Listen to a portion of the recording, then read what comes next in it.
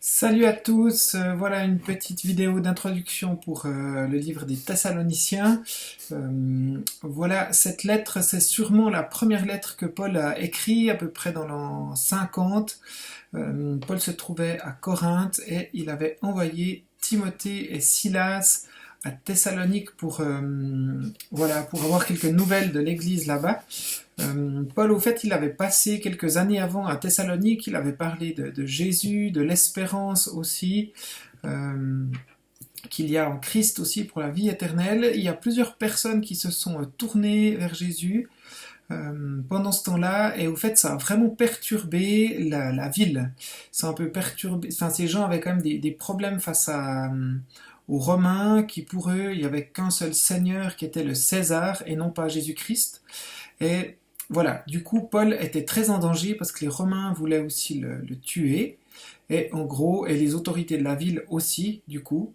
Euh, et le souci, c'est que Paul a dû partir un peu en vitesse. Si on lit dans Actes, il a dû s'enfuir au fait de la ville avec Silas, si je me souviens bien. Et puis voilà, c'est pour ça que, au fait, Paul, il envoie Timothée parce que lui, il savait bien qu'il allait se faire repérer et qu'il ne pouvait pas y retourner, mais il aimait bien cette communauté et il aurait bien voulu certainement y rester. Si on se met un peu dans la peau de Paul, je pense que ça peut être voilà, un défi aussi de se dire mais comment cette communauté, ces jeunes croyants qui ont commencé à vivre quelque chose avec Jésus, comment est-ce qu'ils vont, comment ils voulaient prendre de leurs nouvelles, ils voulaient aller les voir.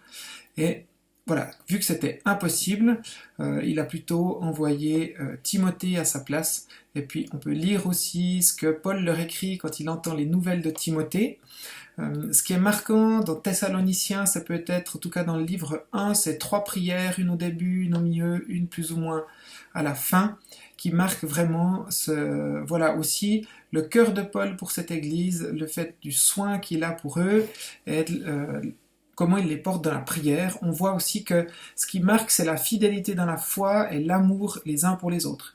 Cette lettre est vraiment très marquée par un sentiment ou oui, quelque chose de l'amour fraternel.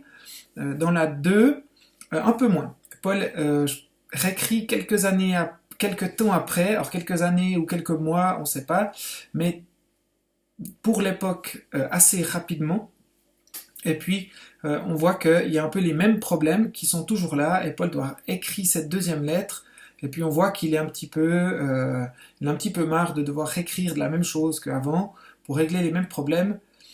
Enfin, c'est un peu une interprétation qu'on pourrait avoir, que Paul est un peu plus direct, un peu moins sympa, façon de parler, mais on voit quand même dans ses prières, dans la deuxième lettre, que Paul a ce même cœur pour les Thessaloniciens.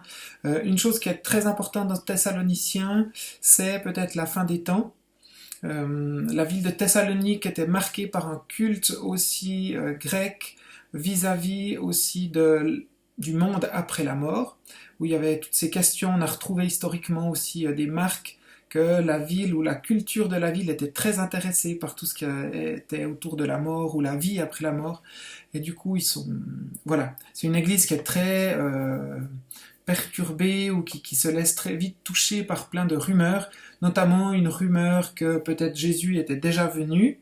Et Paul, dans la première, va dire non, c'est pas le cas. Une deuxième rumeur, c'est que, au fait, vu que Jésus va bientôt revenir, ça sert à rien de travailler, ça sert à rien de s'investir dans cette vie. Et Paul va la détruire aussi, va dire non, continuons à vivre. Voilà, quand Jésus reviendra, ça, on ne le sait pas exactement, ça peut être très rapidement, mais continuons à travailler, d'être actifs, d'être présents dans ce monde. Et puis, dans la deuxième lettre, il y a encore des rumeurs comme quoi Paul aurait dit telle ou telle chose. Et puis Paul doit écrire que les Thessaloniciens doivent vraiment prendre en compte ce que Paul a dit en vrai, et pas seulement ce qu'ils ont entendu dire, même prophétiquement par quelqu'un.